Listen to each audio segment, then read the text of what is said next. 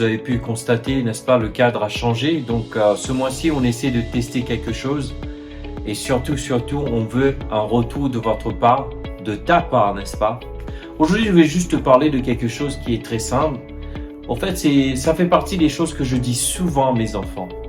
Au fait, il faut arrêter de se plaindre, c'est-à-dire arrêter de dire qu'un jour dans la vie, tu n'auras plus de problèmes. En fait, il faut se rendre compte, au fait, les problèmes font partie de la vie. Ok, c'est bien mignon ça, Samuel. Qu'en est-il de plus? Oui, les problèmes font partie de la vie. Nous devrions apprendre à surpasser les problèmes.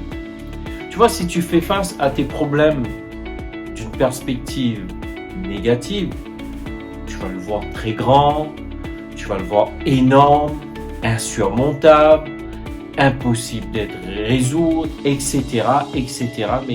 Mais déjà, en tant qu'enfant de Dieu, est-ce une bonne attitude, n'est-ce pas? Parce que souvent, ce qui m'attriste le cœur, c'est de voir des enfants de Dieu, au fait, qui se disent enfants de Dieu. Et bien sûr, ils sont des enfants de Dieu. Ils ont Dieu Tout-Puissant en eux. Ils ont la parole de Dieu. Ils ont tout ce qu'il faut. Mais ils sont en train de subir la dépression, le découragement. Encore une fois, je ne suis pas en train de critiquer. Ce que j'essaie de dire lorsqu'on aborde un problème avec une perspective positive. Et de dire, ok, je m'arrête une seconde. J'ai ce problème.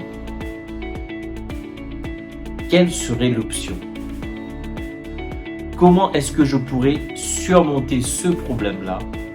Et comment je vais y arriver? Bien sûr, il y a l'aide de Dieu. Mais ce qu'il ne faut pas oublier, c'est qu'on a notre part. Alors, si tu abordes la vie avec cette attitude-là, et c'est ce que j'ai dit souvent à mes enfants, en fait, tu dégrossis le problème. Ça ne veut pas dire que tu es en train de nier le défi. Ça ne veut pas dire que tu es en train de faire comme si, oups, ça n'existe pas. Non, c'est pas ça le but. On ne fait pas l'autruche. Non, on confronte nos problèmes, certes. Mais lorsqu'on comprend que les problèmes font partie de la vie, au fait, ça va nous donner une énergie de surplus, au fait, que nous allons pouvoir faire face et y arriver. Ce que nous devons toujours nous dire, ce que je dis à mes enfants, tu n'es pas le premier et ni le dernier. Et ça, c'est la première chose.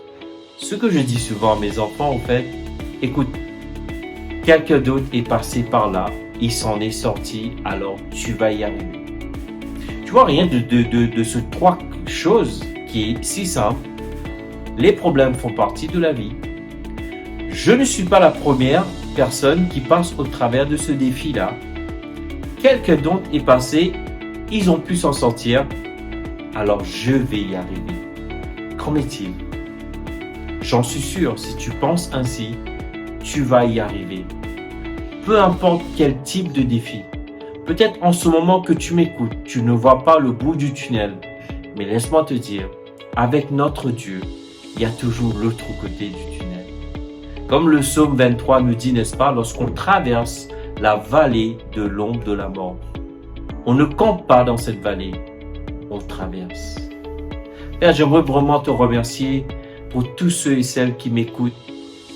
J'aimerais vraiment te remercier que, au travers de ces paroles, que tu vas libérer la vie dans leur pensée, la vie dans leur cœur, et que tu vas leur donner cette force qui va surmonter tous ces défis qui sont en train de faire face. Seigneur, je te remercie que ces paroles-là vont ouvrir une porte dans leur vie, alléluia, qui va les aider à avancer, progresser, au nom de ton Fils Jésus. Amen. En tout cas, je vous remercie. Je te remercie. Désolé, quand on change de format, j'essaie de trouver mon équilibre. En tout cas, voilà. Je te remercie donc d'avoir pris le temps d'écouter cette vidéo. Surtout, n'hésite pas à nous envoyer tes commentaires, tes likes, n'est-ce pas? Et abonne-toi et surtout, partage avec tes amis. Et je te dis à très bientôt.